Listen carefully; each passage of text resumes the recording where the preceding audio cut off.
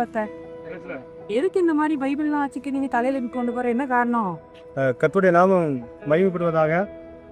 அருமையான இவங்களுடைய பிள்ளைகளே, அருமையான சகோதரர் நல்ல ஒரு கேள்வியை கேட்டா, இன்னைக்கு கிறிஸ்துவ சமுதாயத்தில் அநேக வாலிபர்கள் பைபிளை தூக்க வைக்கப்படுறாங்க. நிறைய திருச்சபையில் ஊழியக்காரங்க முதற்கொண்டு ஐபேடையும் மொபைல் தான் பைபிள் இல்லாமல் அந்த இடத்துல பயன்படுத்துகிறாங்க. நாங்கள் வட்டவீல் பக்கத்துலேருந்து நடந்து வரோம். வட்டவீல் பக்கத்துலேருந்து 2023 இதே மாதிரி 2 நேரம் ஆண்டோடைய கிருபையினால நடக்க உதவி பண்ணாங்க. ஆயிரக்கணக்கான மக்கள் அன்னைக்கு வாசித்து ஒரு சிலர் அழுது ஒப்பு கொடுத்தாங்க. எல்லா மக்களும் பைபிளை தூக்கணும், பைபிளை தூக்க வைக்கப்படக்கூடாது, பைபிள் இல்லாமல் திருச்சபைக்கு போகக்கூடாது. இதை ஊழியக்காரங்க வலியுறுத்தி பேசணும்.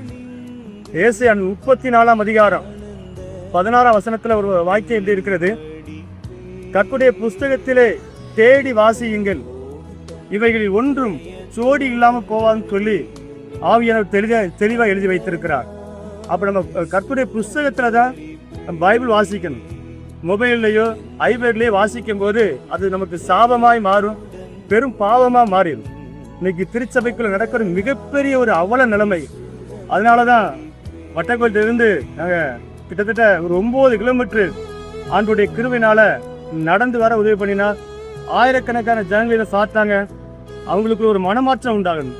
இதனால தான் இந்த காரியத்தை செய்கிறோம். தேவனுடைய நாமம் மகிமைப்படுவதாக. ஆமே. நீங்க எதனால இந்த மாதிரி தீ வரீங்க? நாங்கள் இந்த முடிவுக்கு கேட்கறே ஒரு முறை சேர்ந்து வந்தோம். மறுபடியும் பரிசுத்த ஆவியானவர் எங்களுக்கு நினைப்பு ஊட்டினேன். பிரதர் சொன்ன உடனே சரி போவோம் அப்படின்னு சொல்லி. அதிகமாக நீங்கள் பார்த்தீங்க அப்படின்னா இந்த வேத புஸ்தகத்திற்காக உயிர் உள்ள தெய்வம் உயிரை கொடுத்துருக்கிறார். ஆண்டவராக இயேசு இதற்காக உயிரை கொடுத்திருக்கிறார், ரத்த சிந்தி இருக்கிறார், போதாக உயிர்த்தெழுந்து இயேசு இன்றைக்கு ஜீவிக்கிறார். இதுக்காக அநேக பரிசுத்தவான்கள் உயிரை கொடுத்திருக்கிறாங்க. காரணம் என்ன? இந்த வேத புஸ்தகம் இல்லாமல் இந்த உலகத்தில் ஒரு மனுஷனாலும் சமாதானமாக வாழ முடியாது, நிம்மதியாக வாழ முடியாது. பாவம், சாபம், கொடுமைகள் பெருகிறதுக்கு ஒரே ஒரு காரணம், இந்த வேத புஸ்தகத்தை அவங்க அறியாமல் இருக்கிறதுனால. ஆனபடினாலதான் எல்லா மக்களும் இதை பார்த்து இந்த வேதத்துக்குள்ள என்ன ரகசியம் இருக்கு, ஏன் இதை தலையில வச்சு கொத்து போறாங்க அப்படின்னு அவங்களுக்கு ஒரு உணர்வு வரும்படியாக நாங்கள் இதை கொண்டு வருகிறோம். இதை அநேக பேர் பார்த்து சபைக்கு போகும்போது பைபிளோட போங்க. தயவு செய்து சபைகளை போகும்போது மொபைல் கொண்டு போகாதீங்க. மொபைலில் இருந்து நான் எடுத்து பேசணும்னு சொல்லாதீங்களா. அதெல்லாம் ஒரு பெரிய பிசாசுடைய பிளான் தான் அது. ஏன்னா இந்த வேத புஸ்தகத்தாக தான் பெரிய பெரிய மிஷினரிகள்லாம் ஜீவனை கொடுத்து இன்னைக்கு இந்த வேத புஸ்தகம் நம்ம கையில் இலவசமாக கிடைச்சிருக்கு. இதை வாசிங்க, இதன்படி வாழ நினைங்க. நீங்களும் உங்கள் குடும்பமும் கர்த்தருடைய வருகையில் எடுத்துக்கொள்ளப்படுவீங்க.